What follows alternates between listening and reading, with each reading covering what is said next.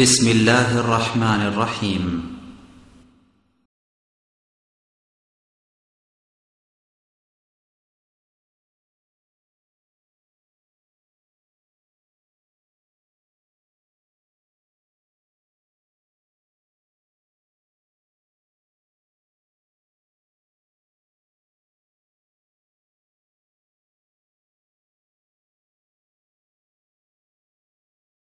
السلام عليكم ورحمة الله وبركاته. وعليكم السلام ورحمة الله وبركاته. إن الحمد لله نحمده ونستعينه ونستغفره ونؤمن به ونتوكل عليه ونعوذ بالله من شرور أنفسنا ومن سيئات أعمالنا من يهده الله فلا مضل له ومن يضلل فلا هادي له ونشهد أن لا إله إلا الله وحده لا شريك له ونشهد أن محمدًا عبده ورسوله أما بعد فقد قال الله تعالى في الكلام المجيد فأعوذ بالله السميع العليم من الشيطان الرجيم بسم الله الرحمن الرحيم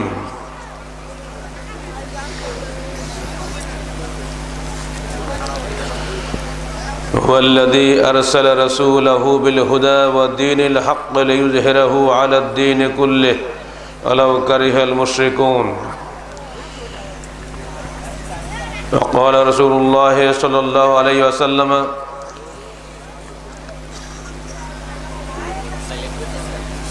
والذي نفس محمد بيده ما من أحد من أمتي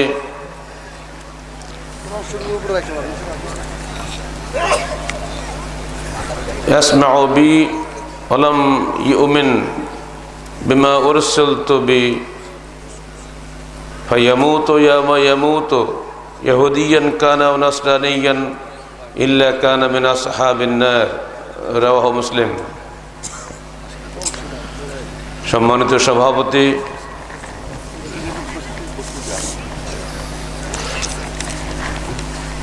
উপস্থিত উলামায়ে কেরাম এবং আজকের কাঞ্চন পৌরসভা অধীনে চৌধুরীপাড়া যুব পরিষদের উদ্যোগে আয়োজিত ইসলামী সম্মেলনের দ্বিতীয় দিনে সমবেত শ্রোতা ভাই ও বোনেরা,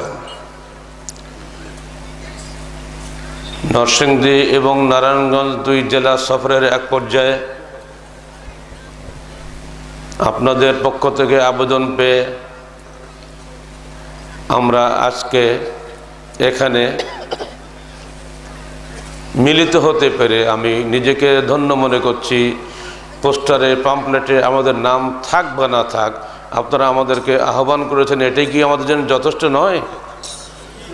ভাইয়ের আবেদনে ভাই যদি সাড়া না দেয়, যদি বলি পোস্টারে নাম না থাকলে আমি যাব না, এটা কি ঠিক হবে?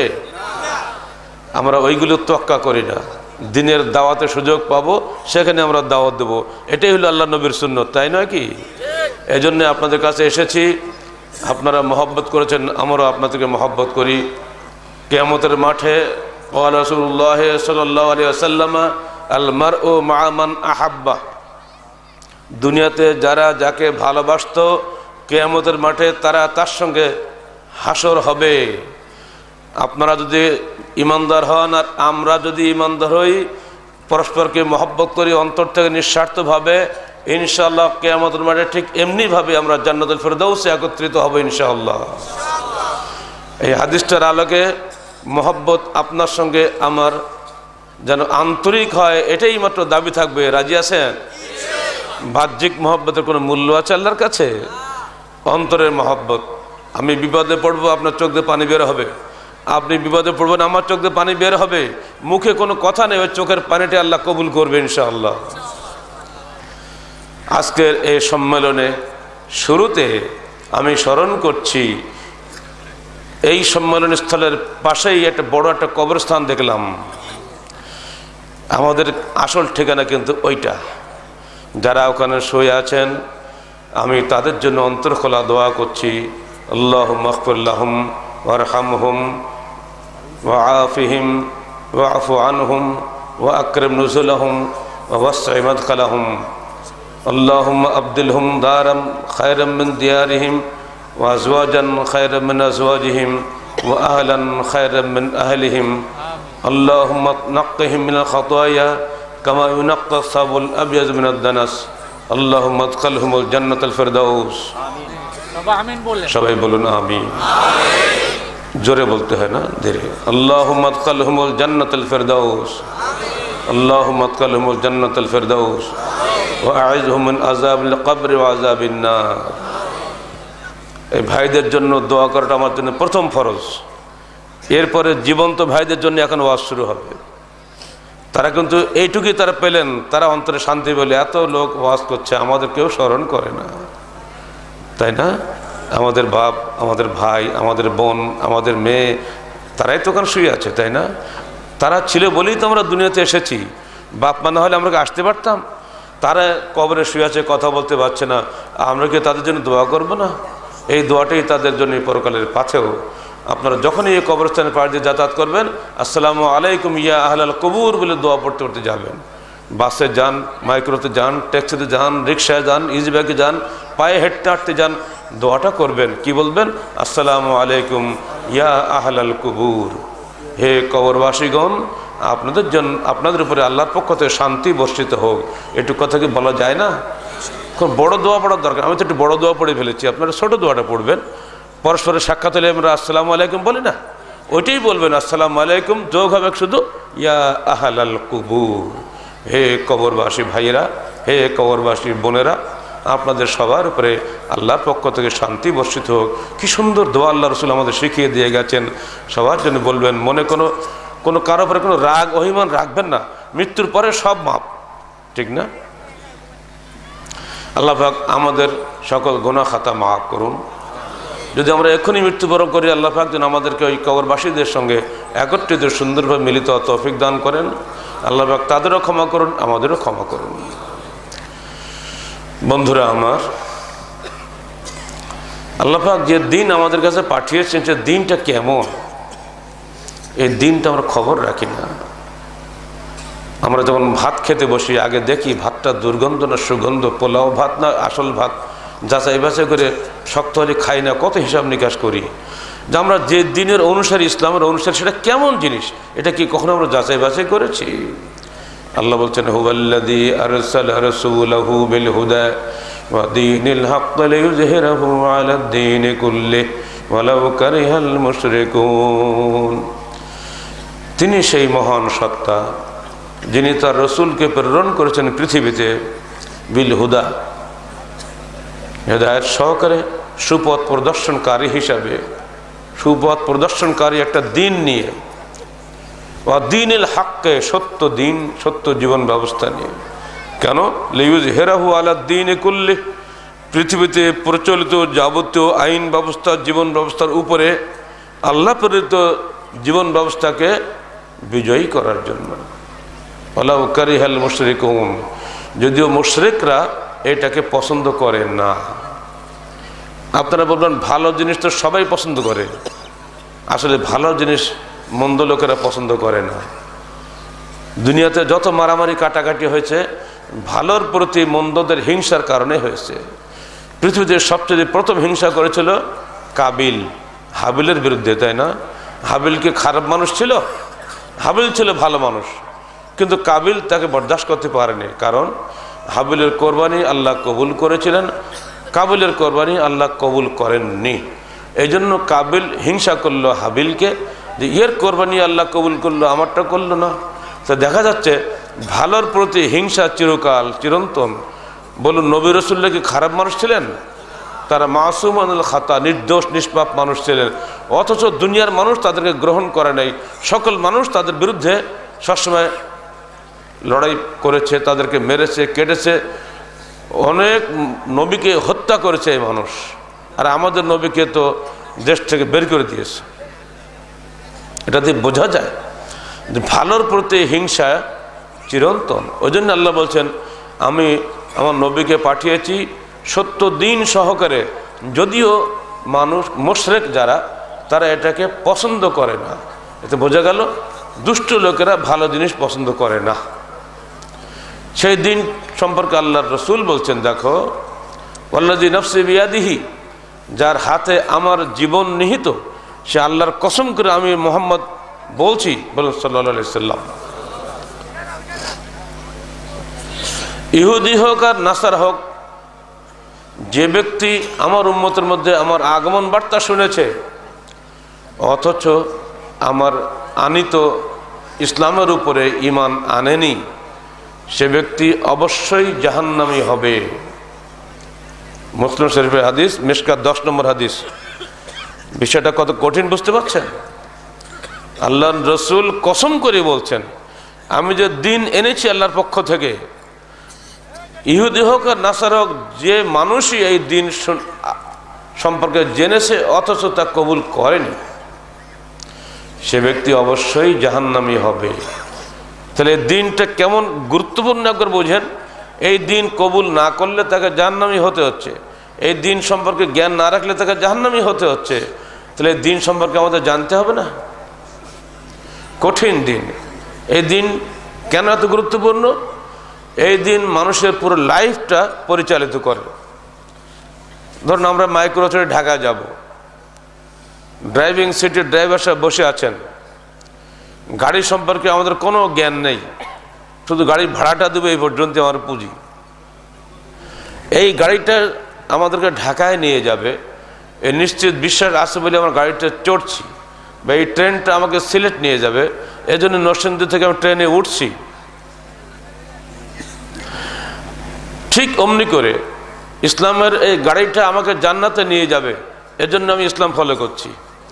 যদি ইসলামের গাড়িতে আমি না চড়ি, আমাকে নির্ঘাত জাহান্নামে যেতে হবে। এই কঠিন বিষয়টি আল্লাহ রসুল কসম করে বলে দিচ্ছেন। তা আল্লাহর নবী যে বিষয়টা কসম করে বলেন, সেখানে কি আর কিছু বলা লাগে? এটা নিশ্চিতভাবে জাহান্নাম। এখানে অনেক অমুসলিম ভাই যদি থাকেন, তাদেরকেও অনুরোধ করবো, দয়া করে দ্রুত ইসলাম কবুল করুন, নইলে মৃত্যুর পরে আপনাকেও জাহান্নামে যেতে হবে। কোনো দোহাই চলবে না সেদিন।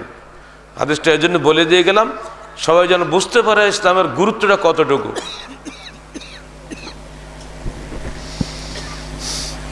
যদি বলেন অমুসলিমদের জন্য আমাদের কি বক্তব্য আছে, আমি কালকেও বলেছি, অমুসলিম হই আর মুসলিম হই, আমাদের সবারই পিতামাতা একজন, আদম এবং হাওয়া, ঠিক না? সবার আমার মানুষ হিসেবে প্রত্যেকে আমাদের ভাই। সেই জন্য কেউ জাহান্নামে যে আগুনে পুড়ি মরুক জীবন্ত, এটাকে আপনি চাইতে পারেন? কোনো মানুষকে বরদাস্ত করতে পারে যে আপনার একটা ভাইটা জীবন্ত আগুনে পড়ুক? দুনিয়াতে আগুন দিয়ে পড়ালে মানুষ মরে ভস্ম হয়ে যায়, কিন্তু জাহান্নামের আগুনে তো আমরা মরবো না। তো লা ইয়ামুত ওয়ালা ইয়াহইয়া, না মরবে না জীবিত থাকবে, অর্থাৎ সে পুরা যন্ত্রণা ভোগ করবে, সে মরবে না। এই কঠিন কষ্ট একটা ভাই পাক, এটা কোনো নিষ্ঠুর মানুষও চাইতে পারে না।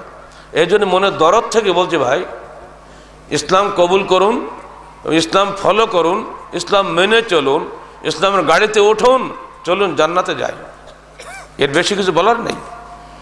নূহের ছেলে কেনান পানিতে ডুবতেছে, ও সাঁতরিয়ে উঠেছে পাহাড়ে। নূহ বাপ তো, হৃদয়ে মমতা তো আছে সন্তানের প্রতি, বলছে বাবা তুমি আমার নৌকায় ওঠো। ছেলে বলছে আব্বা আজকে তোমার নৌকায় উঠবো না, আমি ওই পাহাড়ে উঠবো, বন্যা আমার কিছুই করতে পারবে না। নূহ বলছেন আল্লাহর যে গজব এসেছে, এই গজবের তোমার রেহাই নেই, পাহাড়ে ওঠো আর তাল গাছে ওঠো, তোমাকে আজকে শেষ হতে হবে। এটা গজবের বন্যা, এটা সাধারণ বন্যা নয়। বলতে বলতে একটা ঢেউ এসে বাপ বেটার মাঝখানে দাঁড়িয়ে গেল, বেটা ডুবে শেষ হয়ে গেল বাপের সামনে। যারা ইসলামের বাইরে যাবে তারা ঠিক অমনি করে ঢেউয়ে ডুবে ধ্বংস হয়ে যাবে, জান্নাত পাবে না। এখন প্রশ্ন হলো, সেই ইসলামটা কোন ইসলাম? 1400 বছরে কোরআন হাদিসের কোনো পরিবর্তন হয়নি। পৃথিবীর সকল ধর্ম ধ্বংস হয়ে গেছে। ইহুদি নাসারা ধর্ম আপনারা বলেন, বাইবেল আছে, ওল্ড টেস্টামেন্ট, নিউ টেস্টামেন্ট তারা বলেন, কিন্তু দুনিয়ার কোনো ধর্মের কোনো অস্তিত্ব এখন আর নাই। আল্লাহ প্রেরিত ধর্ম ইহুদি নাসারা, তাদের কিতাব তাওরাত, ইনজিল, জবুর কোনটার চিরস্থায়িত্বের জন্য আল্লাহ পাক দায়িত্ব নেন নাই। তিনি দায়িত্ব নিয়েছেন সির্ফ কোরআন হাদিস সম্পর্কে। ইন্না নাহনু নাযালনা যিকরা ওয়া ইন্না লাহু লাহাফিজুন, সূরা হিজর 9 নম্বর আয়াত আল্লাহ পাক বলছেন, আমরাই কোরআন নাজিল করেছি এবং আমরাই কোরআনের হেফাজতকারী। পৃথিবীর সমস্ত মানুষ চেষ্টা করলেও কোরআনের একটা হরফ নোক্তা পর্যন্ত পরিবর্তন করার ক্ষমতা কোনো মানুষের নাই। এটা আল্লাহ নিজে দায়িত্ব নিয়েছেন। এই জন্য 1500 বছরও কোরআনের কোনো পরিবর্তন হয়নি। অমনি করে হাদিসের মধ্যে যারা দুষ্টুমি করার চেষ্টা করেছিল, জয়ীফ হাদিস, জাল হাদিস ঢুকিয়েছিল, আল্লাহ সেগুলো সাফে করে দিয়ে সহিহ হাদিসগুলো সামনে এনে দিয়েছেন আমাদের সামনে। এখন সহিহ হাদিসের পৃষ্ঠা খুলবেন, পড়বেন, আমল করবেন, কথা শেষ। এই চমৎকারভাবে আল্লাহ পাক সব ব্যবস্থা করে দিয়েছেন। কিভাবে উযু করবেন, কিভাবে তায়াম্মুম করবেন, কিভাবে সালাত আদায় করবেন, কিভাবে বিবাহ শাদী করবেন, কিভাবে তালাক দিবেন, সব পরিষ্কারভাবে বলা আছে। অধ্যায় অনুচ্ছেদ রচনা করা আছে। আমাদের মাসিক আর তাহারিকে আমরা এই সমস্ত রেফারেন্সগুলো শুধু হাদিসের নাম দেই না, অধ্যায়, অনুচ্ছেদ, হাদিস নম্বর, এমনকি ওই অনুচ্ছেদের বাংলা অনুবাদটাও দিয়ে দিই, যাতে পাঠক শুধু ল্যাপটপে নক করলেই, বোতাম টিপলেই ওই হাদিসটা সামনে যেন খুলে সামনে চলে আসে, যাতে মানুষের কোনো কষ্ট না হয়। দিনকে আমরা খুব সহজ করে দিচ্ছি আপনাদের সামনে। আপনারা একটু দয়া করে পড়লেই বিভ্রান্তি কেটে যাবে। আপনি সালাত আদায় করবেন, ভাই ভাই আপনি বলছেন আমি বাবা হানাফি, তুমি বাবা লামুজাবি, এই কথা কোত্থেকে আসলো? এ কি হাদিস কোরআন লেখা আছে নাকি? মুসলমানদের মধ্যে ভাগাভাগি নাই তো। মুসলমান সব ভাই ভাই। আমার আল্লাহ এক, আমার নবী এক, আমার কাবা এক, আমার জান্নাত এক, জাহান্নাম এক, সবই এক। কেন আমরা চায়ের হব? আপনি বললেন চায়ের মোজাম্মান ফরজ। এই ফরজটা কে করে দিল? নিজেরা ফরজ বানাইলে হবে না? ফরজ আল্লাহ করে। সালাত ফরজ করেছে কি? আল্লাহ করেনি। জাকাত ফরজ কে করেছে? আল্লাহ করেনি। তো ওটা কে ফরজ করলো? এটা আজীব কারবার। এইগুলো সব আমরা নিজেরা ভাই ভাই নিজেরা করেছি। এর জন্য আল্লাহ দায়ী না, রসুল দায়ী নন। তারা পরিষ্কার বলে দিয়েছে, আল্লাহ বলেছেন ওমা আতাকুমুর রাসূলু ফাখুযুহু ওমা নাহাকুম আনহু ফান্তাহু। রসুল যা দিয়েছেন তা গ্রহণ করো, যা নিষেধ করেছেন তা বর্জন করো, কথা শেষ। সালাত আদায় করবেন, গোলমাল কি দরকার? 10 জন মাওলানা বসে আছেন, বকরা শরীফ খোলেন, সালাতের অধ্যায় বের করেন, এবার দেখেন সেখানে কীভাবে বলা আছে। বাংলা অনুবাদ হয়ে গেছে, এত কষ্ট হওয়ার কথা নেই আপনাদের। এই সহজ দিনকে আমরা হয়তো পেঁচিয়ে ফেলে দিয়েছি। এর জন্য আজকে ভাই ভাই দূরত্ব সৃষ্টি হয়েছে। আজকে হানাফি মজলিসে আহলে হাদিসটা বসতে চায় না, আহলে হাদিসের মজলিসে হানাফি আলমদের দাওয়াত হয় না, হানাফি মসজিদে আহলে হাদিসটা গেলে ইমামতি করতে দেয় না, আহলে হাদিস মসজিদে হানাফি আলম গেলে ইমামতি করতে দেয় না। সমস্যা আছে না একটু? আবার জমিয়ত আহলে হাদিস মসজিদে আন্দোলন লোকেরা গেলে তার ইমামতি পরিবর্গে হয়তো মসজিদ সাফ করে, কিন্তু আল্লাহই ভালো জানে। এতই হিংসা, কারণ দলবদ্ধ মনোজাত করে না। এই যে হিংসাহিংসি করছে, এই সমস্ত হিংসাগুলো মূলে কোনো ভিত্তি নাই। শুধু মনটা একটু উদার করে দেখেন না, সবই খোলাসা। হাদিস খোলেন, আমল করেন, সব শেষ। এই কথাটাই আমরা জনগণের কাছে বলি। কোনো হিংসা বিদ্বেষ নিয়ে আমি যত বড় আলেম হই না কেন, হিংসা যদি পোষণ করি, অহংকার যদি ভিতরে লালন করি, আল্লাহ রসুল বলছেন লা ইয়াদখুলুল জান্নাতা মান কানা ফি কলবিহি মিসকালা খারদালিন মিন কিবার, রাওয়াহু আবু দাউদ বিসনাদিন সহিহ। ওই ব্যক্তি কখনোই জান্নাতে প্রবেশ করবে না যার হৃদয়ের কোণে এক সরিষা দানা পরিমাণ অহংকার লুকিয়ে আছে। সে জান্নাতে প্রবেশ করবে না।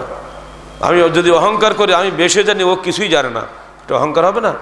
মানুষ কম বেশি ভুল সবারই হতে পারে। বড় আলেমের ভুল হয়, আবার দেখা যায় অনেক ছোট আলেম ভুল ধরিয়ে দেয়, ছাত্ররা অনেক শিক্ষকদের ভুল ধরে দেয়, কারণ মানুষ ভুলের দাস। এটা তো কোনো অহংকারের বিষয় নয়। ইসলাম এরকম খুব সহজ। তারাকতু ফীকুম বাইদা নাকিয়াতান, আমি তোমাদের কাছে একটা দিন রেখে যাচ্ছি, সে দিনটা বাইদা, স্বচ্ছ, নাকিয়া, পরিচ্ছন্ন, এটাতে কোনো ভেজাল নেই, কোনো ময়লা নেই। আমার রসুল এই কথা বলে দুনিয়া থেকে বিদায় হলেন। এই হাদিস যেদিন তিনি বলেন বিদায় হজের ভাষণে, হজের পরের দিন, তারাকতু ফীকুম আমরাইন লাম তাদিল্লু মা মাসসাকতুম বিহিমা কিতাবাল্লাহ সুন্নাতু নবিহি, আমি তোমাদের কাছে ছেড়ে যাচ্ছে দুটি বস্তু, যতদিন তোরা দুটি বস্তু কঠিনভাবে আঁকড়ে থাকবে ততদিন তোরা পথভ্রষ্ট হবে না, আল্লাহর কিতাব এবং তার নবীর সুন্নাহ।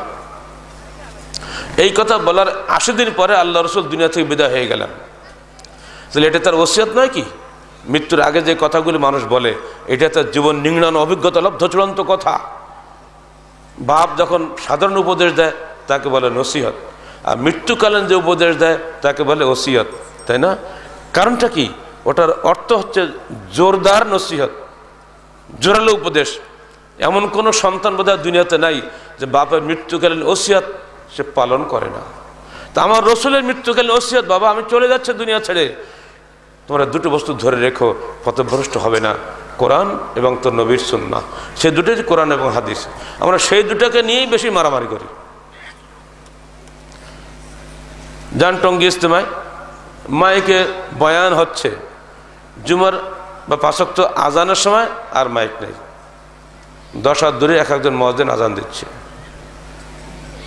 ওদিকে ইমাম তো 1 মাইল দূরে, তার হয়তো রুকু হয়ে গেছে, এদিকে তখন তাকবীর হচ্ছে। শুনতে পেলি তো? ও যে কখন যে উনি রুকুতে গেল, শুনবে কি দিয়ে? মাইক তো চলবে না। দলিল আল্লাহ নবী মাইকে সালাত আদায় করেনি, আমরা কেমন করে করব? যদুবেলায় আল্লাহর রসুল মাইকে আজান দেননি, তিনি মাইকে কখনো ভাষণ দেননি, আপনারা কেন ভাষণ দিচ্ছেন? সমস্যা হচ্ছে এখানে।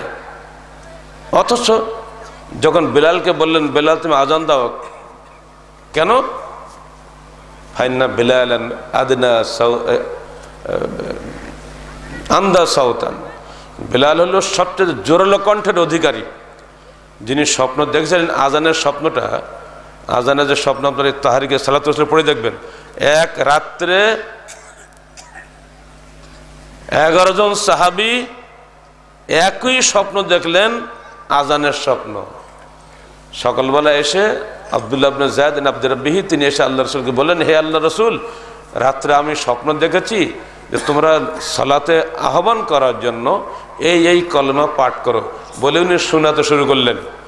এবার আরেকজন সাহাবী এসে, সবাই বলে আমরা একই স্বপ্ন দেখেছি। আল্লাহ রসুল বললেন, ঠিক আছে বাবা, তোমরা তাহলে এই আজান দাও, ঢোল বাজাতে হবে না, বাঁশি বাজাতে হবে না, ঘন্টা পিটাতে হবে না, তোমরা এই আজান ধ্বনি দাও। তবে তোমার গলা কণ্ঠ একটু দুর্বল, এই বেলাল তোমার গলা কণ্ঠ খুব জোরালো, তুমি আজানটা দাও। বেলাল আজান দিলেন, বেলালের কণ্ঠ উঁচু ছিল, সেই জন্য এটাই দলিল যে মাইকে আজান দিতে হবে। যে কাজ করলে কণ্ঠ জোরালো হয় সেইভাবে আল্লাহর দ্বীনের দাওয়াত দেওয়া, আজান দেওয়াটা বেশি জরুরি, যাতে বহু মানুষ শুনতে পায়। এমনকি হাদিসে রয়েছে, এমনকি একটা ঘাস যদি আজানের আওয়াজ শোনে, নির্জীব পদার্থ আজানের আওয়াজ যে শুনবে, সে ওই মুয়াজ্জিনের জন্য আল্লাহর কাছে সাক্ষী হবে। তো আপনি মাইকে দেবেন না, শুনবে কটা লোক? কথা বলছেন না? বেলালের কণ্ঠ জোরালো বলে তো তাকে আজান দিতে বলা হলো। এটাই তো দলিল যে মাইকে আজান দেওয়া যাবে। কথা বলছেন? আল্লাহ রসুল ঘোড়ায় চড়েছেন, উটে চড়েছেন, গাধায় চড়েছেন। আমাদের এই যুগে গাধার বদলে আমরা সাইকেল চড়ি, ঘোড়ার বদলে আমরা মাইক্রো চড়ি, উটের বদলে আমরা বড় বাসে চড়ি, ট্রেনে চড়ি, নয় সেখান থেকে বিমানে চড়ি। যেহেতু আল্লাহ নবী চড়েছেন, দলিল পাওয়া যায়, তাই আমরা চড়ি। যদি বুঝতাম তো আল্লাহ নবী পাওয়া সত্ত্বেও চড়েননি, হেঁটেই গেছেন, আমরাও হেঁটে যেতাম ঢাকায়। এতটুকু সাধারণ জ্ঞান না নিয়ে তো ইসলাম গবেষণা করা যাবে না। এটাতে আমাদের আপসে কোনো গোলমাল হওয়ার কথা নয়। ছোট্ট ছোট্ট বিষয়গুলো জ্ঞানের সীমাবদ্ধতার কারণে আমরা জনগণকে বিভক্ত করে ফেলেছি। এটা কাম্য নয়। আহলে হাদিস আন্দোলন বাংলাদেশ এদেশের মানুষকে পবিত্র কোরআন ও সহিহ হাদিসের আলোকে ঐক্যবদ্ধ করতে চায়, এবং হাদিসের ব্যাখ্যা হতে হবে সাহাবায়ে কেরামের বুঝ অনুযায়ী। 150 বা 1500 বছর পরে এসে আধুনিক কোনো ইসলামী চিন্তাবিদের কোনো বুঝ যদি ওই সাহাবায়ে কেরামের বুঝের বাইরে হয়, সেইটা মানা যাবে না। কারণ সাহাবায়ে কেরাম আল্লাহর রসুলের স্কুলের ডাইরেক্ট ছাত্র। কোন আয়াতের ব্যাখ্যা কি আল্লাহ রসুল সেটা ব্যাখ্যা দিয়েছেন, সাহাবায়ে কেরাম তার চাক্ষুষ দেখেছেন, আমাকে সেই ব্যাখ্যাই দিতে হবে। নতুন করে ব্যাখ্যা দেওয়া যাবে কি? ধরুন আমরা বলছি আমার রসুল হলেন শেষ নবী, এর দলিল কি? সূরা আহজাব 40 নম্বর আয়াত, ওমা মুহাম্মাদুন ইল্লা রাসূলুন, না ওমা মুহাম্মাদুন মা কানা মুহাম্মাদুন আবা আহাদিম মির রিজালিকুম ওয়ালাকিন রাসূলুল্লাহ ওয়া খাতামুন নবিয়্যিন। এটি হলো দলিল, মুহাম্মদ তোমাদের কারো পিতা নন, বরং তিনি আল্লাহর রসুল এবং শেষ নবী। এখন আমি হলাম বেশি বুদ্ধিমান, বেশি যুক্তিবাদী। আমি বললাম ডিকশনারি খুলে দেখো, খাতাম অর্থ আংটি, খাতাম অর্থ শেষ। আহলে হাদিসরা খাতাম অর্থ করেছে শেষ নবী, আমি অর্থ করব আংটি নবী। আংটি অর্থ হচ্ছে সৌন্দর্য। মুহাম্মদ রাসূলুল্লাহ নবীদের মধ্যে সবচেয়ে সুন্দর নবী ছিলেন, শ্রেষ্ঠ নবী ছিলেন, কিন্তু শেষ নবী নন। শেষ নবী হলেন গোলাম আহমদ কাদিয়ানি। দলিল ডিকশনারি, কথা হচ্ছে। আমরা এখন ব্যাখ্যা দেবো কি বলেন, যেহেতু ডিকশনারিতে দুই রকম অর্থ হতে পারে। আল্লাহ রসুল যে আংটি দিয়ে সিল মারতেন তাকে খাতাম বলা হয়তো। তাহলে এখন আমি কি দিয়ে জবাব দেবো আপনি বলুন। আপনারা আলহামদুলিল্লাহ সব কিছু বুঝতে পারছেন এখন, আমি তো খুব সহজ বাংলায় কথা বলছি, বোঝাতে কোনো কষ্ট হবে না। তাহলে এখন আমি যে জবাবটা দেবো যে তুই অবশ্যই শেষ নবী, কিসের ভিত্তিতে দেব? আমাকে বলতে হবে দেখি এই আয়াতের ব্যাখ্যা আমার নবী কি করেছেন, তাই বলতে হবে না? এই আয়াতটা তো তার উপরে নাজিল হয়েছে, আয়াত তো কাদের উপর নাজিল হয়নি। তো আয়াতটা যার উপর নাজিল হয়েছে তিনি এর ব্যাখ্যাটা কি দিয়েছেন এবং সাহাবায়ে কেরাম এর কি ব্যাখ্যা করেছেন। কোরআন হাদিস খোলেন, বুখারী মুসলিম খোলেন, হাদিস দেখেন। রাসূলুল্লাহ সাল্লাল্লাহু আলাইহি সাল্লাম ব্যাখ্যা দিচ্ছেন, দেখো নবীদের সিলসিলা একটা বিল্ডিংয়ের মতো। একটা বিল্ডিং গড়তে গেলে অনেক ইট লাগে, তাই না? যে 1,24,000 ইট দিয়ে নবীদের একটা বিল্ডিং তৈরি হয়েছে। একটা ইটের জায়গা খালি ছিল। আনা তিলকাল লাবিনা, আমি সেই ইট, ওয়ালা নবিয়্যা বাদি, আমার পরে আর নবী নাই। ব্যাখ্যা কি বুঝতে পারলেন?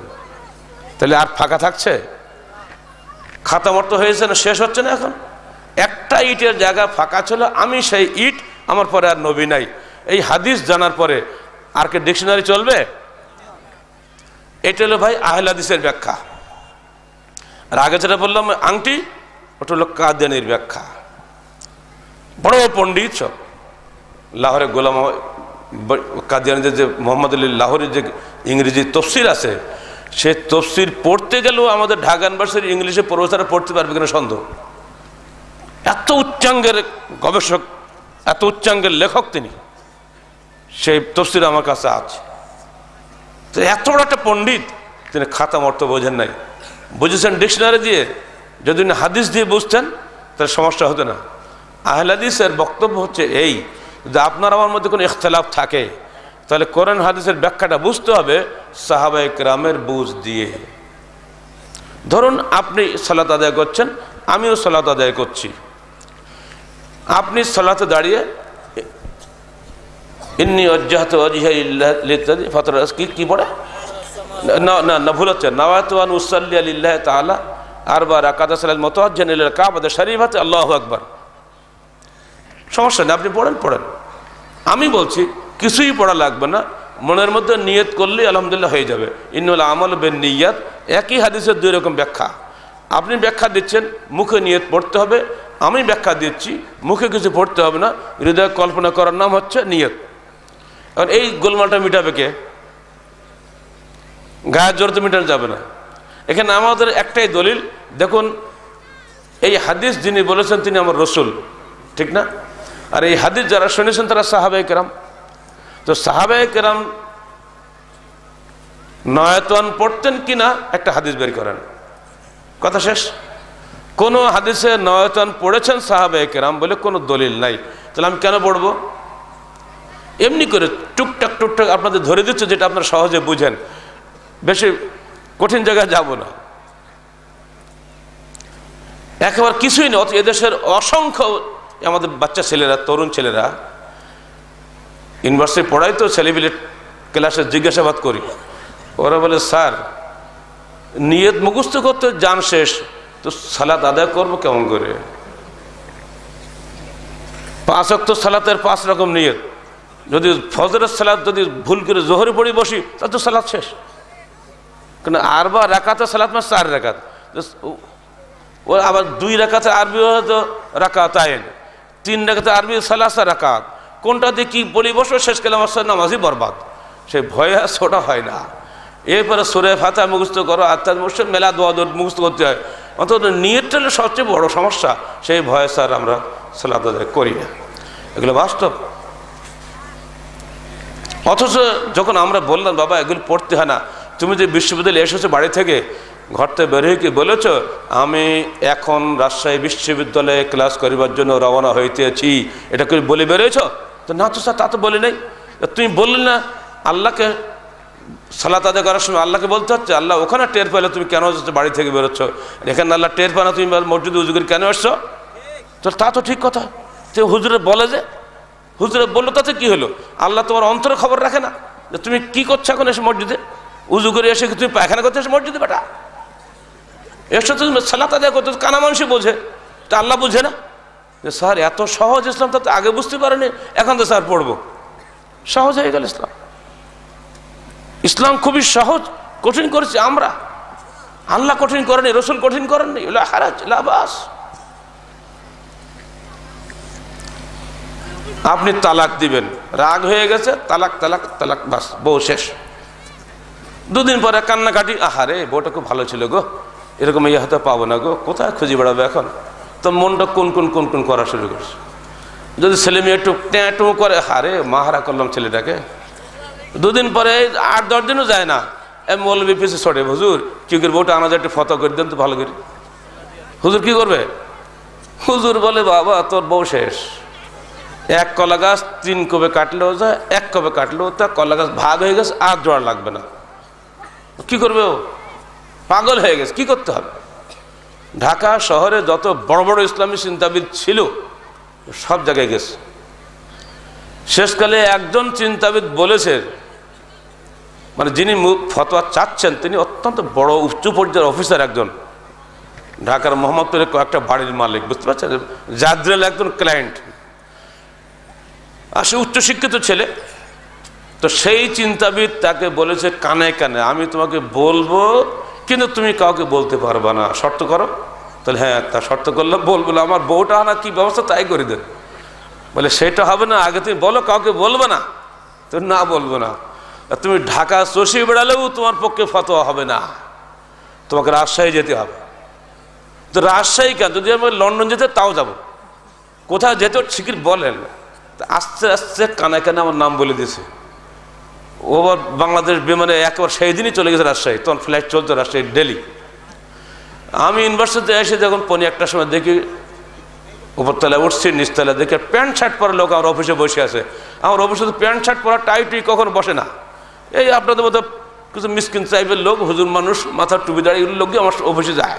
আমি বলি ইয়ে করতে ঢুকলো এই আপদ বেলায়, বসে আজ খুব ডাঁটে। আমি ঢুকে সালাম দিলাম, কি ভাই আপনি কোত্থেকে আসছেন? আমি বাংলাদেশ বিমানে চাকরি করি। এই বললো, কেন আসছেন? বললো। আমি তখন আমার অফিসের এক কর্মীকে বললাম, ভাই ওকে তালাক ও তাহলিল বইটা পড়তে দাও। আমি উপরে গেলাম, ওকে বলে দিও খানাপিনা করো, আসরের সময় দেখা হবে। আমার উদ্দেশ্য বইটা এই ফাঁকে পড়ি নিক, পড়লে কিন্তু উত্তর পেয়ে যাবে। বই দিয়ে চলে গেছি, 2 ঘন্টা পরে নেমেছি, দৌড়ে এসে আমাকে জড়াই দিয়েছে, স্যার স্যার আমার উত্তর শেষ, আমি অসংখ্যবার আপনার প্রতি কৃতজ্ঞ, আমি যে উত্তর পেয়েছি আমার আর কোনো কিছুই লাগবে না। কি পাইলেন?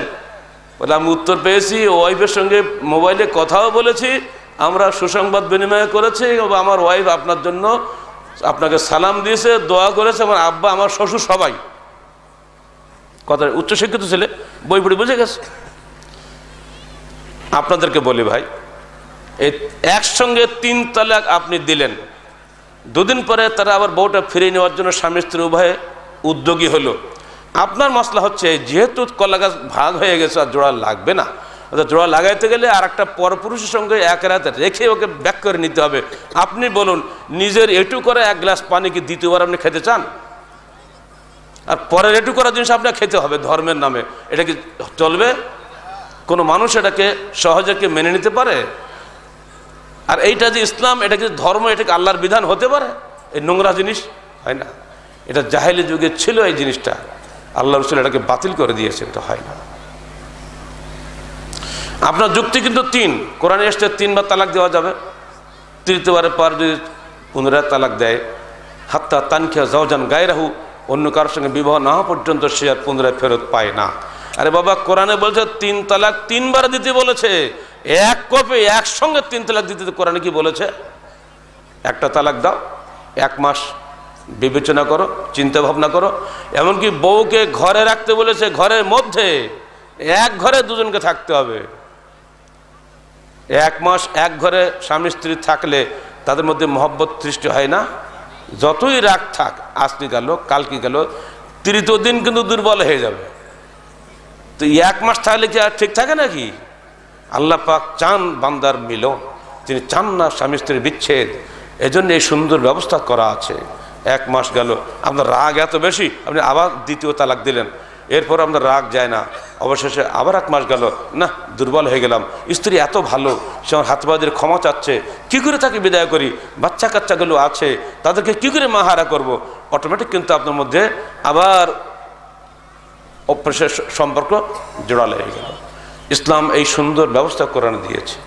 এরপরও যদি দেখা যায় কোনো মতই হলো না, 3 মাস চলে যাওয়ার পরে তৃতীয় তালাক যদি আপনি দেন, তখন যে আর নেওয়ার কোনো সুযোগ নাই, কারণ আপনাকে আল্লাহ পাক 3 মাস চিন্তা করার সুযোগ দিলেন।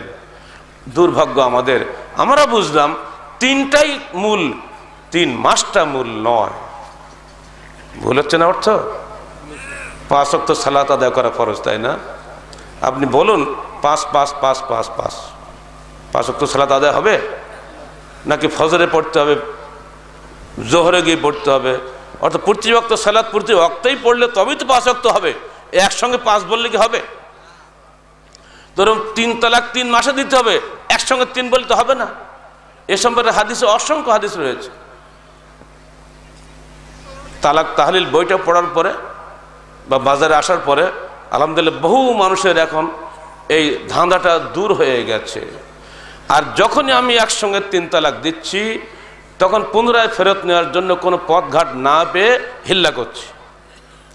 হিল্লার মতো নোংরা প্রথা বাংলাদেশে চালু হয়েছে এই ধর্মের নামে, অর্থাৎ কোরআনের ভুল ব্যাখ্যা করার কারণে। সাহাবায়ে কেরাম কখন এগুলি করেননি। আপনি দেখুন এই আয়াতটা যার উপর নাজিল হয়েছে, আত-তালাক মাররাতান, এই আয়াতটা নাজিল হয়েছে আমার রসুলের উপরে না? আমার রসুল কি ব্যাখ্যা দিচ্ছেন? তিনি দেখো লান আল্লাহুল মুহাল্লিলা ওয়াল মুহাল্লালা লাহু, যে ব্যক্তি হিল্লা করে পুরুষ, যার জন্য হিল্লা করা হয়, ওই দুজনের উপরে আল্লাহ পাক লানত করেছেন। তোমরা কি আলা আখবরকুম বিতাসিল মুস্তাআর, আমি কি তোমাদেরকে ভাড়াটির ষাঁড় সম্পর্কে খবর দেব না? সাহাবায়ে কেরামের ভাড়াটির ষাঁড় কোনটা? বলে ওই যে 1 রাতের স্বামী, ওইটা হলো ভাড়াটির ষাঁড়। আচ্ছা, এর চাইতে গালি আপনাকে কি দেবে আল্লাহ রসুল বলেন? আর আপনি সেই কাজটাকে হালাল করে দিলেন। এগুলো হচ্ছে ভুল চিন্তাধারা। আমরা বলবো মাযহাবের দোহাই দিয়ে, তরিকার দোহাই দিয়ে এই ভুলগুলো করার ফলে অসংখ্য নারী নির্যাতিত হচ্ছে বাংলাদেশে। আহলে হাদিস আন্দোলন বলে, ভাইরা আমার, নিজের রায়ের ভিত্তিতে, নিজের বুদ্ধিমত্তার ভিত্তিতে, নিজের কিয়াসের ভিত্তিতে সিদ্ধান্ত নেবেন না, দয়া করে হাদিসের ভিত্তিতে সিদ্ধান্ত নিন, দেখবেন ইসলাম খুবই সহজ। কথা বুঝতে পারছেন? এমনি করে যদি আপনি যাচাই করেন, প্রত্যেকটাই আপনি পাবেন। আপনি মিলাদ করছেন, যশনে জুলুস করছেন, লক্ষ লক্ষ টাকা ব্যয় করছেন, লক্ষ লক্ষ টাকা ব্যয় করে আপনি ঢাকা শহর মাতিয়ে বেড়াচ্ছেন যশনে জুলুসে মিলাদুন নবী। নবীর জন্মে আপনি অত্যন্ত খুশি। বলুন, আল্লাহ নবীর সাহাবীরা কি নবীর জন্মে খুশি হননি? আনাস বিন মালিক বলছেন, আল্লাহ নবী যিনি মক্কা থেকে মদিনায় হিজরত করলেন, সেদিনের মতো আনন্দঘন মুহূর্ত আমি আমার জীবনে কখনো দেখি নাই। মদিনার আবাল বৃদ্ধ বনিতা আমার রসুলকে অভ্যর্থনা করার জন্য সানিয়াতুল বিদা পর্যন্ত এগিয়ে গেছিল, আর নবীর মৃত্যুর দিনের মতো দুঃখময় দিন আমি জীবনে কখনো দেখি নাই। আর সেই নবীর জন্য সাহাবায়ে কেরাম কোনোদিন যশনে জুলুসে মিলাদুন নবী করলেন না, অথচ বাংলাদেশের মুসলমানরা এটা করে যাচ্ছে। তাহলে আপনার চাইতে কি তাদের মহব্বত কম ছিল মনে করছেন? তারা রসুলকে বাঁচানোর জন্য জীবন দিয়েছে, ওহদের যুদ্ধে, বদরের যুদ্ধে রক্ত ঝরিয়েছে। তাদের সেই অতুলনীয় ত্যাগের বিনিময়ে আজকে আমরা ইসলাম পেয়েছি। আর আপনারা হালুয়া পোলাও বিরিয়ানি খেয়ে সুন্দর করে যশনে জুলুস করছেন, কি চমৎকার প্রেম! অথচ আল্লাহ নবীর একটা সুন্নত মানতে খুব কষ্ট হয়। এগুলি প্রতিটি ব্যাপারে আমরা বলতে চাচ্ছি, এই দিন খুবই সহজ। আসুন অর্থনৈতিক জীবনে কোরআন বলছে সুদ হারাম। আপনি রাজনীতি করেন, আপনি সুদ হালাল করে দিলেন, আপনি কোরআনের বিরোধিতা করলেন না? ওদিকে মৌলবী সাহেবরা তো এক কাজ করলই। এবারে রাজনৈতিক ভাইরা রাজনীতি করার সময় গিয়ে পরিস্থিতির দোহাই দিয়ে, আমেরিকা ইন্ডিয়ান দুনিয়াদারির দোহাই দিয়ে সমস্ত সুদকে হালাল করে দিল। সমস্ত ব্যাংকগুলোতে সুদি কারবার চলছে, ঠিক না? ইসলামের নামে যেগুলো হয়েছে ইন্স্যুরেন্স কোম্পানি, সবই সুদের কারবার। পার্সেন্টেজ হয়তো কম, কারো 10%, কারো 50%। ব্যাপারটা তো এই মা আসকারা কাসিরহু ফা কালিলহু হারাম। যা অধিক খেলে মাদকতা আসে তার অল্পটাও হারাম। সুদ 1%ও হারাম, সুদ 10%ও হারাম, ঠিক না? কিন্তু আপনারা সবই জায়েজ করে দিলেন পরিস্থিতির দোহাই দিয়ে।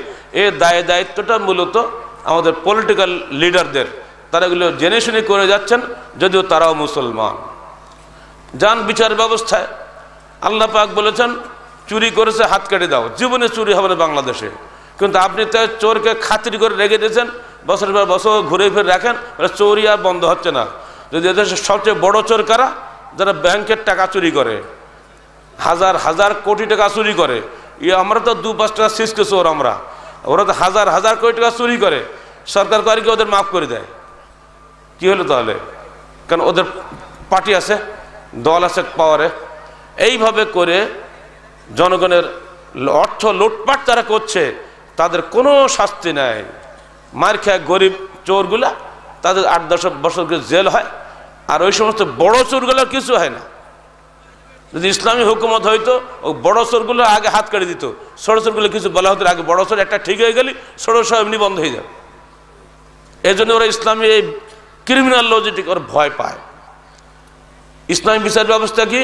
এখানে বাদী দাঁড়াবে, এখানে বিবাদী দাঁড়াবে, বিচারক বসবে, কথা বলবে, মেজাজ দেখলে চেহারা দেখলে বুঝে নেবে আসলে চোর কিনা।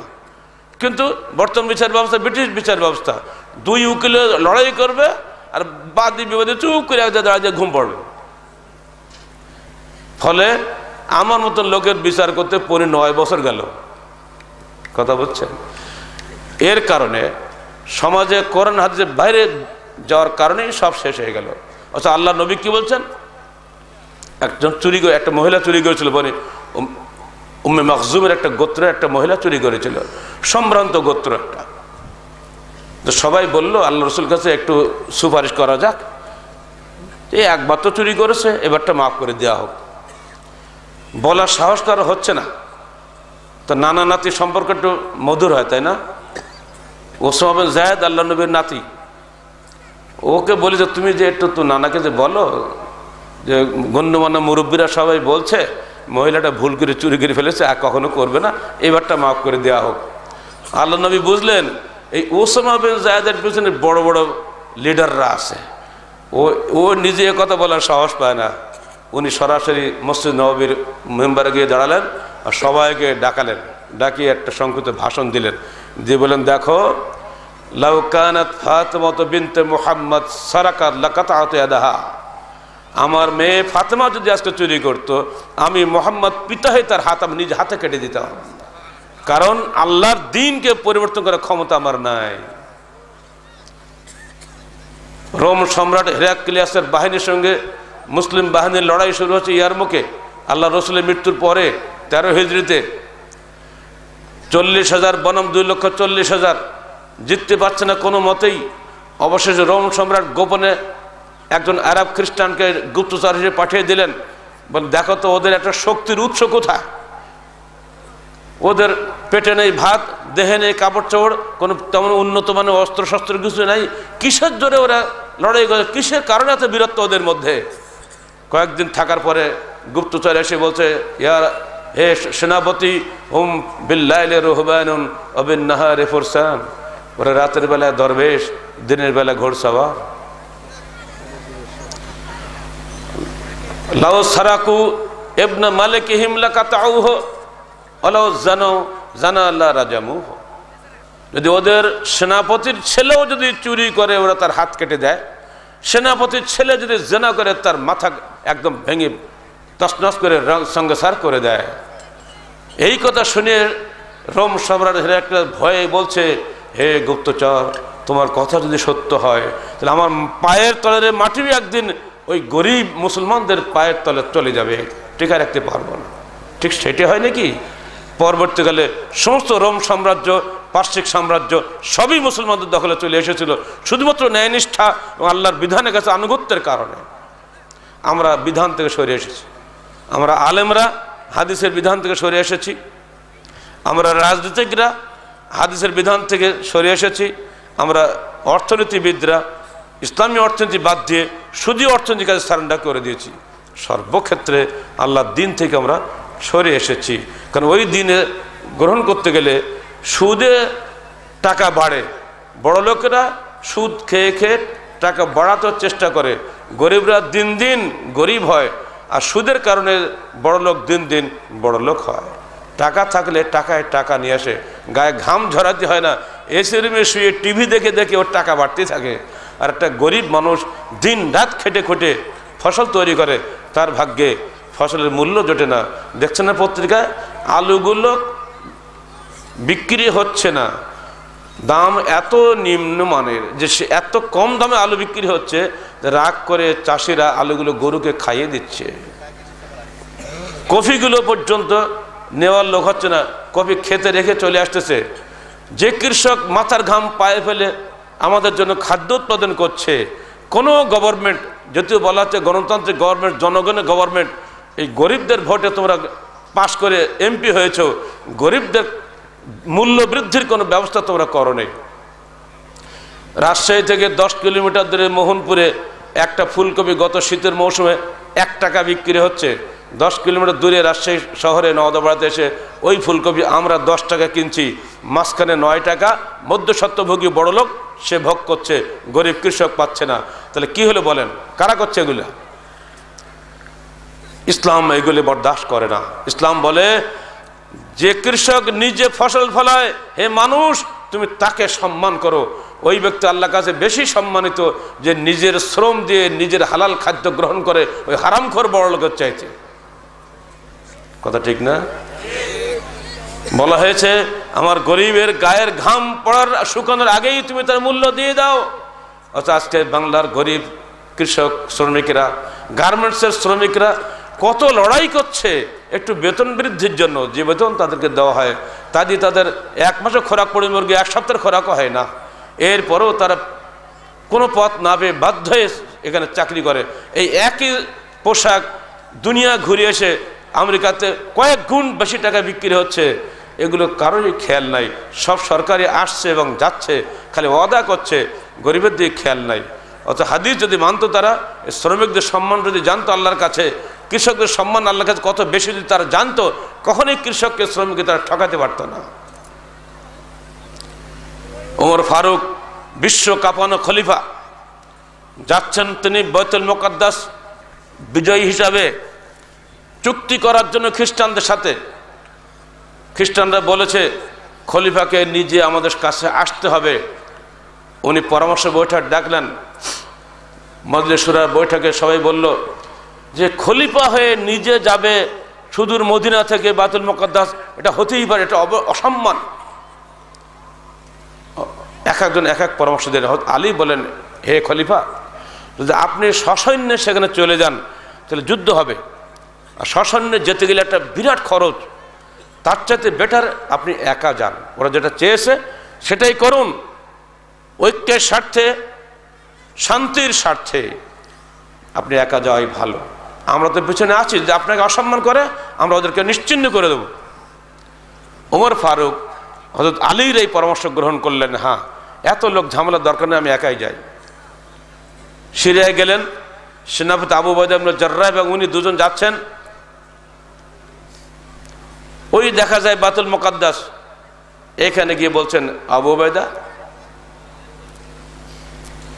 ওই উটের লাগাম আমার হাতে, আমি জুতো খুললাম, খালি পায়ে হেঁটে চলছি, তুমি একটা উঠো, আমি একটা হাঁটি। সেনাপতি আবু উবাইদা বলছে, এটা কি কথা? শত শত খ্রিস্টান নেতা, পোপ, পাদ্রীরা আপনাকে অভ্যর্থনা জানানোর জন্য প্রস্তুত হয়ে দাঁড়িয়ে আছে ওখানে, আর আপনি যাবেন খালি পায়ে উট চালক হিসাবে, এটা কি সম্ভব? এটা কি মানানসই হবে? আপনি খলিফাতুল মুসলিমিন, আমরা নিজের কোনো অহংকার নেই আমরা জানি, কিন্তু আপনি মুসলিম উম্মার খলিফা হিসেবে মুসলমানদের কি মর্যাদা নাই? তখন ওমর ফারুক কঠিন ধমক দিয়ে বলছে আবু উবাইদাকে, আতাখাউফুনি, তুমি তো আমাকে ভয় দেখাচ্ছ? তুমি কি জানো না আগে আমরা ছিলাম উট চালক, আমরা ছিলাম দুম্বা চালক, ইসলামের মর্যাদা আসতে আমাদের মর্যাদা বৃদ্ধি হয়েছে, অতএব ইসলামের স্বার্থেই আমি আমার মর্যাদাকে কোরবানি করে আমি যাত্রী সন্ধি করার জন্য তুমি আমাকে বাধা দিও না। বলুন সুবহানাল্লাহ। এই দৃশ্য দেখে খ্রিস্টান নেতারা বলে আর কোনো দিকে তাকায়নি, সঙ্গে সঙ্গে সারেন্ডার, সন্ধি হয়ে গেল। আল বিদা ওয়ান নিহা 7ম খণ্ড 51 পৃষ্ঠা পড়ে দেখেন, এই তো আমাদের ইতিহাস। আর আমাদের নেতারা একটু জিততে পারলেই হয়, আগে পিছিয়ে 10-20টা গাড়ি। সেদিন পত্রিকা দিয়েছে খুব চমৎকার একটা খবর, শীতকাল গেল না, 50টা কম্বল এক জায়গায় বিতরণ করেছেন মাননীয় মন্ত্রী মহোদয়, সঙ্গে 49টা গাড়ি গেছে। কথা বলছেন? পত্রিকা পড়ছি বাবা, আমি নিজেকে দেখে নেই, আল্লাহ আমাকে মাফ করুক, যা পড়ছি তাই বললাম। এই যদি মন্ত্রী সাহেবদের জনগণের প্রতি প্রেমের নমুনা হয়, আমাদেরকে আপনারা কি বলবেন? আমরা যে কত 50 কম্বল এই শীতকালে বিতরণ করেছি, কোনোদিন ক্যামেরাও নিয়ে যায়নি, কোনোদিন পত্রিকাতেও দেয়নি, কাউকে গল্পও করিনি আমরা। কারণ আমরা ভোট চাই না, ভোটারদের খুশি করা আমাদের উদ্দেশ্য নয়। আমরা যাই করি আল্লাহকে খুশি করার জন্য। গোপনে রাত্রি 3টা-15 আমি নিজে রাজশাহী কোর্ট স্টেশনে প্রচণ্ড শীতের মধ্যে গিয়ে গোপনে সব কম্বল বিতরণ করে দিয়ে আসছি। বুড়ো মানুষ শুয়ে আছে, গায়ে কম্বল চাপা দিয়েছি, বাবা তুমি কে? আমি বাবা কেউ নেই, তুমি ঘুমাও। বুড়ি কেঁদে ফেলি, বলছে বাবা মেয়র সাহেব একটু আগে গেল, আমার দিকে তাকালো না। তুমি করতে গেছো বাবা? আমি চট মুড়ি দিয়ে শুয়ে আছি, তুমি আমার গায়ে কম্বল দিয়ে দিলে, তোমার জন্য দোয়া করে আল্লাহ পাক তোমার ভালো করুক। আমি কোনো কথা না বলে চুপচাপ চলে আসছি, দুনিয়ার কেউ খবর রাখে না। এইভাবে আমরা গোপনে দান করাটাকে বেশি পছন্দ করি, আর অন্যরা লোক দেখেই দান করে বেশি পছন্দ করে। কোনটা আল্লাহ কাজ কবুল হবে? আল্লাহ কাজ কবুল হতে আমি পাশ করতে পারবো না, জনগণ কাজ কবুল হল তবে আমার ভোটটা পাবো, তাই না? এই পার্থক্য হচ্ছে এখানে রাজনীতির। আহলে হাদিস আন্দোলনের নীতি আর অন্যদের নীতির মধ্যে পার্থক্য এখানে। আমরা মানুষকে দেখিয়ে কোনো কাজ করি না। এই দিন নিঃস্বার্থ দিন। আমার রসুল এমন দিন দুনিয়া নিয়ে এসেছিলেন যে দিনকে দেখেই মানুষ ইসলাম কবুল করেছে। আবু জাহাল বলছে কি ব্যাপার, এত মারি এত কাটি, তো লোক সরে না কেন? কেন সরবে? একটা ছেলে খ্রিস্টান, আপনারা বলেন ধর্মনিরপেক্ষটা, ইসলাম ধর্মনিরপেক্ষ, লা ইকরাহা ফিদ্দিন। দেখেন ইসলাম কিভাবে তার দিন পালন করেছে। আল্লাহ রসুলের জুতা টুতা একটু গোসাই টুচে দিত একটা ছেলেটা খ্রিস্টান। তিনি একদিন শুনলেন যে ছেলেটা অসুস্থ হয়ে পড়েছে, তাকে দেখার জন্য তার বাড়িতে গেলেন। গিয়ে দেখলেন যে ছেলেটা মৃত্যু মুখে। আল্লাহ রসুল তার মাথার কাছে বসে মাথায় হাত বুলালেন, দোয়া পড়লেন। দেখলেন যে তো বাঁচবে না। তখন তিনি বললেন, হে বাবা, হে ছেলে, তুমি ইসলাম কবুল করো, আমি তোমার জন্য আল্লাহর কাছে শাফাআত করব। ছেলে তখন বাপের দিকে তাকাচ্ছে, বাপ ইহুদি কিন্তু। ছেলে একবার বাপের দিকে তাকায়, একবার আল্লাহ রসুলের দিকে তাকায়। এরপর বাপ বলছে, আতে আবুল কাসেম, হে আমার সন্তান, তুমি আবুল কাসেমের আনুগত্য করো। সঙ্গে সঙ্গে ছেলেরা বলে আসলো, আশহাদু আল্লা ইলাহা ইল্লাল্লাহ। আপনারা পড়েন, আশহাদু আল্লা ইলাহা ইল্লাল্লাহ ওয়া আশহাদু আন্না মুহাম্মাদান আবদুহু ওয়া রাসূলুহু। বলেই ছেলেটা মারা গেল। আল্লাহ রসুল এবার সেখান থেকে উঠে হাঁটতে হাঁটতে বাইরে এসে বলছেন, আলহামদুলিল্লাহিল্লাযী আনকাযাহু বি মিনাল নার। সে আল্লাহর জন্য যাবতীয় প্রশংসা, যিনি এই ছেলেটিকে আমার মাধ্যমে আজকে জাহান্নাম থেকে মুক্তি দান করলেন। বলুন সুবহানাল্লাহ।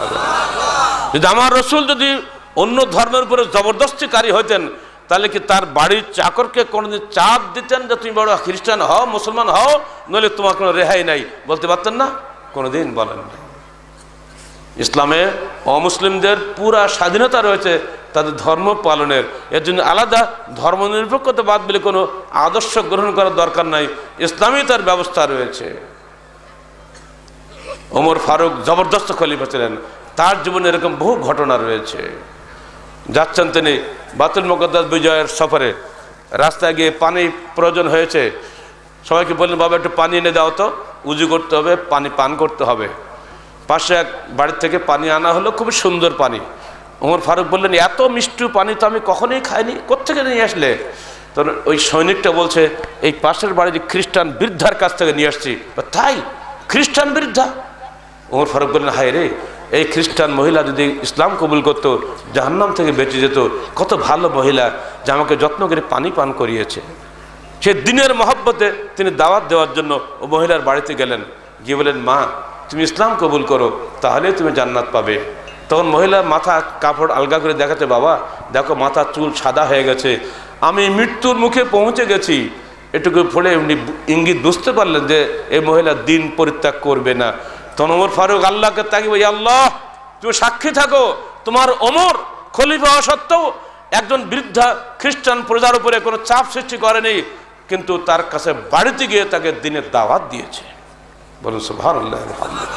আমরা দাওয়াত দিব, কিন্তু কাউকে চাপ দিব না। চাপ দেওয়ার নাম জুলুম করা, ঠিক না? আপনার মতের স্বাধীনতা থাকতে হবে। আপনি স্বাধীনভাবে মহব্বতের সঙ্গে দিন কবুল করে সেই দিনটা টিকবে। যারা বলে ইসলামীর খেলাফত আসলে অমুসলমানদের অবস্থা কি হবে, আমরা বলি অমুসলমানদের অবস্থা আগের চাইতে আরো ভালো হবে। আজকে যান ইন্ডিয়াতে, মুসলমানদের রক্তে তারা গোসল করছে, মুখে বলতে ধর্মনিরপেক্ষতাবাদ, সব ধোঁকাবাজি। ইসলামে পরধর্মে যে সহিষ্ণুতা রয়েছে কোথাও তা নাই। এমনি করে অসংখ্য দৃষ্টান্ত আপনার সামনে তুলে ধরা যাবে ইসলাম কেমন দিন। আল্লাহ পাক বলছেন, হুয়াল্লাযী আরসালা রাসূলাহু বিল হুদা ওয়া দীনিল হক লিইয়ুযহিরাহু আলাদ দীনি কুল্লিহি ওয়ালাউ কারিহাল মুশরিকুন। তিনি সেই মহান সত্তা যিনি মানুষের কাছে একজন রসুল পাঠিয়েছেন সত্য দিন সহকারে। এই জন্য পৃথিবীতে প্রচলিত সকল জীবন ব্যবস্থার উপরে তাকে বিজয়ী করার জন্য। এই যে আপনারা শুনলেন এতক্ষণ থেকে, একটা বলতে আমার ভুল হয়ে গেছে, সুদবিহীন অর্থনীতি ইসলামী খেলাফতে চালু হয়েছিল মদিনাতে। এর আগে মানুষের অবস্থা ছিল ধনী আর গরিবের বিশাল বৈষম্য। আবু জাহাল বিশাল কোটিপতি, আর তার গোলাম আবু লাহাবের গোলাম, উমাইয়া বিন খালাফের গোলাম বেলাল হাবশি একেবারে কৃতদাস, মানুষ গরু ছাগলের মধ্যে বিক্রি হতো। এই অবস্থাটাকে ওমর ফারুকের আমলে ইসলামী অর্থনীতির বরকতে এমন উন্নত হয়ে গেল যে জাকাত নেয়ার মতো লোক খুঁজে পাওয়া যেত না।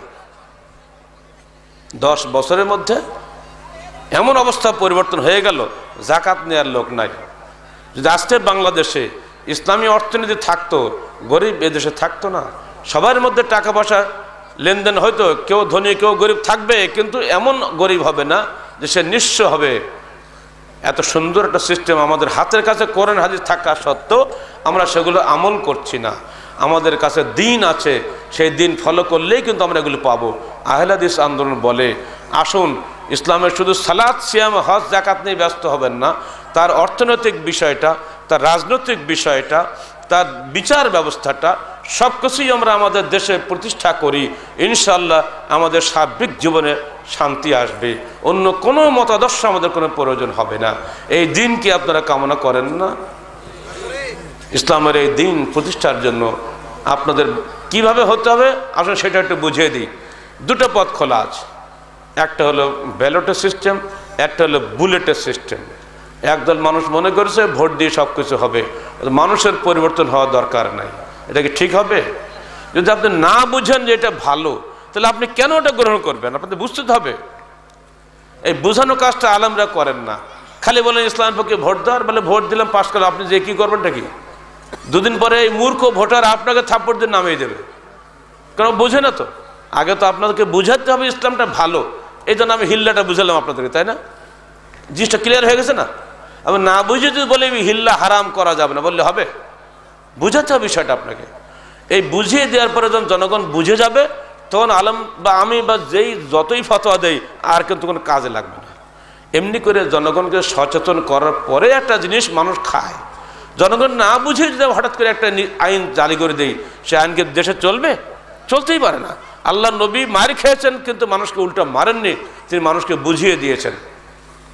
এমনকি তায়েফে তাকে এমন মার মেরেছে, 3 মাইল তাড়িয়ে নিয়ে গেছে, মাথায় পায়ের রক্ত পড়ে জুতার মধ্যে ঢুকে গেছে। তাই হয়নি তায়েফের ময়দানে? এই কষ্ট দেখে, এই মায়ের দেখে আল্লাহ বরদাস্ত করতে পারেন নাই, ফেরেশতা পাঠিয়ে দিয়েছেন। কারনুল মানাজিলে গিয়ে আল্লাহ রসুল বসে দোয়া করছেন, আল্লাহ কত কষ্ট তোমার দিনের জন্য করছি। ফেরেশতা চলে আসছেন, জিবরিল এসে বলছে, হে আল্লাহ রসুল, আপনাকে যে কষ্ট এরা দিয়েছে আমরা দেখেছি আসমান থেকে, আল্লাহ পাক আমাকে পাঠিয়ে দিয়েছেন, আমার সঙ্গে মালিকুল জিবাল ফেরেশতাকে পাঠিয়ে দিয়েছেন, আপনি নির্দেশ দেন এই মুহূর্তে মক্কার দুই পাশে পাহাড়গুলো উঁচু করে তুলে নিয়ে এই সমস্ত কাফেরগুলোকে মেরে পিষে একদম নিশ্চিহ্ন করে দেয়। আল্লাহ রসুল কি জবাব দিয়েছিলেন? যে না, আমি এসেছি রহমাতুল্লিল আলামিন হিসাবে, মানুষের প্রতি শান্তি দেওয়ার জন্য।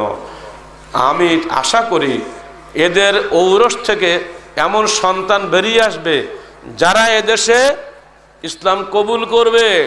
যদি ওরে সবাইকে মেরে ফেলে দেই তো সন্তান তো হবে না।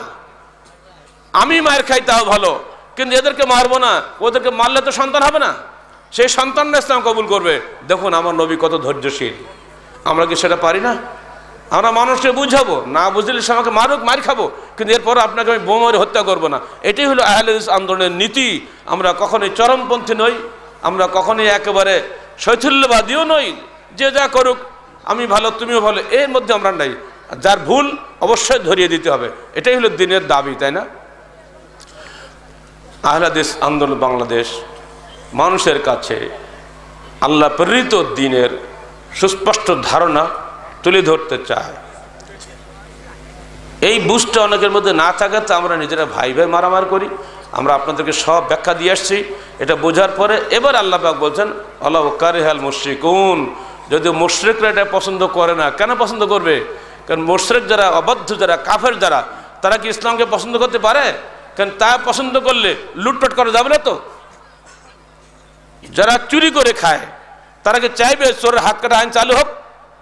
কি বুঝতে পারছেন না? যারা জেনা ব্যভিচারী করবে তারা কি চাইবে যে ইসলামী আইন চালু হোক আর আমি মরি? কোশ্চিন কালেও চাইবে না। যারা সুদ খেয়ে ঘরে বসে কোটিপতি হতে চায় তারা কি চাইবে সুদবিহীন অর্থনীতি দেশে চালু হয়ে যাক? এই জন্য আল্লাহ বলছে ওয়ালাউ কারিহাল মুশরিকুন। পরিশেষে আপনাদের কাছে আবেদন, আপনারা কি কোরআন হাদিসের এই কল্যাণ বিধান কি অপছন্দ করেন? যদি অপছন্দ করেন তাহলে কিন্তু মুশরিকদের মধ্যে চলে যাবেন। যদি অপছন্দ না করে পছন্দ করেন তাহলে আপনাদের দাবি কি হবে? চেষ্টা করতে হবে না। এখন আপনারা বলবেন বাবা তোমাকে ভোট দিব, ঠিক আছে সমস্যা নেই, তাহলে ভোট চাইতে পারবা না, আমার যাকে মন চায় তাকে দাও, শূন্য ব্যালট দাও, কোনো নাম চলবে না, কোনো মার্কা চলবে না। এটা হলো ইসলামী নির্বাচন পদ্ধতি। যদি আপনারা আস্তে আস্তে বলতে শুরু করেন আস্তে আস্তে আলহামদুলিল্লাহ সব ঠিক হয়ে যাবে। জনগণ যদি চেতনা সম্পন্ন না হয় কোশ্চিন কালেও দেশের পরিবর্তন আসবে না। এটা করার জন্য কি করতে হবে? একটা ওয়াজ করলে আজকে হয়ে যাবে? বললাম তো আপনার অর্ধেক তো মনে নেই, তাই না? কিছুই মনে থাকবে না। হ্যাঁ, হিল্লাটা সবাই মনে থাকবে মনে হয় নাকি? এইটা সবাই মনে থাকবে। এটা করার জন্য আমাদের পলিসি, নবীদের দেওয়া পলিসি, আলাইকুম বিল জামাআহ ওয়া ইয়াকুমুল ফুরকাহ, তোমরা জামাতবদ্ধ জীবন যাপন করো, বিচ্ছিন্ন জীবন পরিত্যাগ করো। যখন জামাতবদ্ধ জীবন আপনার হচ্ছে তখন আমিরের পক্ষ থেকে যে নির্দেশনা আসছে আপনার কাছে, আপনি তখন সেটা মানতে বাধ্য হচ্ছেন, তাই না? আপনাকে বলা হবে সপ্তাহে একদিন মসজিদের তালিমি বৈঠক করুন, সেখানে বসে অন্তত 2 ঘন্টা আপনি আমাদের বইগুলো পড়ুন, একটা হাদিস পড়ুন, কোরআনে একটা আয়াত পড়ুন, ব্যাখ্যা করুন, মাসিক তাহরিকের সম্পাদকীয় পড়ুন, বা এই বিষয়ে লিখিত এই আর্টিকেলটা পড়ুন, অথবা এই বইটার 2টা পৃষ্ঠা পড়ুন। যখন আপনি পড়বেন অটোমেটিক্যালি আপনার মধ্যে জ্ঞান আসবে। এমনি করে একটা সমাজ আস্তে আস্তে আস্তে গড়ে উঠবে। একদিনে একটা সমাজ গড়ে না, এক বক্তৃতা দিয়ে কোশ্চেন করলে হয় না। আর হয়তো যদি আসে মনে করুন হয়তো আগামী বছর আসবো, 1 বছর তো সব ভুলে যাবেন। যদি এখানে সংগঠন হয় আপনি বাধ্য হবেন শেখার জন্য। এইভাবে যে সমাজটা আস্তে আস্তে গড়ে ওঠে তখন এই সমাজের জাগরণ আসবে। যেহেতু এইটা আপনারা করছেন না বিধায় আজকে সমাজের চেতনা নাই। চেতনাহীন দেহ প্রাণহীন লাশের মতো, তাই না? আমরা আলেম হয়েছি, শিক্ষিত হয়েছি বটে, কিন্তু আমাদের মধ্যে চেতনা নাই, লেখাপড়ার চর্চা নাই, যে জন্য আমরা সব হারিয়ে গেছি। আমার দাবি থাকবে আপনাদের কাছে, আপনারা সংগঠনভুক্ত হন এবং সংগঠনের নিয়ম শৃঙ্খলা মেনে চলুন, বইপত্র পড়াশোনা করুন, ছেলেদেরকে পড়ান, মেয়েদেরকে পড়ান, মা বোনদেরকে পড়ান, তারা ঘরে ঘরে তালিমি বৈঠক করুক। কু আনফুসাকুম ওয়া আহলিকুম নারা, তুমি নিজেকে এবং নিজের পরিবারকে জাহান্নামের আগুন থেকে বাঁচাও। আপনার দায়িত্ব আপনার পরিবারকে জাহান্নাম থেকে বাঁচানো। যদি না বাঁচানোর চেষ্টা করেন আল্লাহর কাছে আপনি দায়ী হবেন। আমি আপনাদের সবার কাছে এই দাবি রেখে আজকের মতো এখানে বক্তব্য শেষ করছি। আপনারা মহব্বত করে এখানে আমাদেরকে দাওয়াত দিয়েছেন, এজন্য আপনাদের প্রতি কৃতজ্ঞতা প্রকাশ করছি এবং আহলে হাদিস আন্দোলনের বিষয়টি আপনাদেরকে বলার সুযোগ পেলাম বলে আমিও আল্লাহ পাকের নিকটে শুকরিয়া আদায় করছি। পরিশেষে এই সম্মেলনের আয়োজক যারা আছেন, যুব পরিষদ আপনারা বলছেন, বাংলাদেশ আহলে হাদিস যুব সংঘ কিন্তু এই কাজটাই করে। তো বছরে একটা দিন নয়, তারা প্রতি সপ্তাহে সপ্তাহে বসে এবং সবসময়তেই করে। আপনাদের সঙ্গে যুব সংঘের পার্থক্য এই, যুব সংঘ সারা বছর করে, আপনার বছর একদিন জলসা করেন। এটা অষ্টম বার্ষিক, তাই না? পার্থক্য হয়ে যাচ্ছে না? একদিন জলসা করে কিছুই হবে না। আমি বারবার বলছি নিয়মিত আপনাদের পরিচর্যা করা লাগবে। আপনার কোনটা ভালো মনে করেন বলেন তো? নিয়মিত করে ভালো হবে না? এই জন্য আহলে হাদিস যুব সংঘের কর্মকৌশল কর্মপদ্ধতি আপনাদের ফলো করতে হবে। ইনশাআল্লাহ সমাজ গড়ে উঠবে। কি দিয়ে হবে? কোরআন হাদিসের মাধ্যমে হবে, অন্য কোনো বই দিয়ে হবে না। কোরআন হাদিস অভ্রান্ত সত্য, এই আলোকের জীবন গড়তে হবে। অন্য কোনো মজহাব, কোনো রায়, কোনো ইজম, কোনো তন্ত্র, কোনো মন্ত্র দিয়ে গড়া হবে না। গড়ব আমরা কোরআন এবং হাদিসের আলোকে। এটা রাজি আছেন? এই মৌল জিনিস, এই অভ্রান্ত সত্যের দিকে যারা দাওয়াত দেয়, সেই দাওয়াতটা কি উত্তম দাওয়াত নয়? ওমান আহসানু ক্বাওলাম মিম্মান দাআ ইলাল্লাহ ওয়া আমিলা সালিহান ওয়া ক্বালা ইন্নানী মিনাল মুসলিমিন। আমি আপনাদের সবাইকে আন্তরিক ধন্যবাদ জানিয়ে আজকের মধ্যে এখানে শেষ করছি। আকুলু কওলি হাযা আস্তাগফিরুল্লাহ লি ওয়া লাকুম ওয়া লিসাইরিল মুসলিমিন। আসসালামু আলাইকুম ওয়া রাহমাতুল্লাহি ওয়া বারাকাতুহু।